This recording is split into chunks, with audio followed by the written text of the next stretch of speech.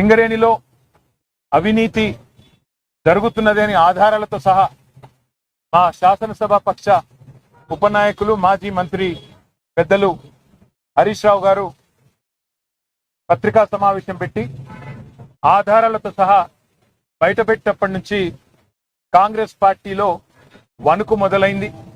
Media కూడా మాకు సహకరించి ఈ కుంభకోణాన్ని పూర్తి స్థాయిలో బట్టబయలు చేసేసరికి పాలకుల గుండెల్లో రైళ్లు పరిగెడతా ఉన్నాయి.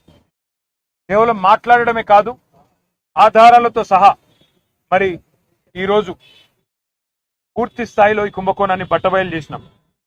సరిగ్గా దాన్ని డైవర్ట్ చేయడానికి, ప్రజల అటెన్షన్ ని దృష్టి మళ్లించడానికి విచారణ పేరిట ఇవాళ ఒకరి తర్వాత ఒకరిని పిలుస్తున్న విషయం కూడా మీకు తెలుసు.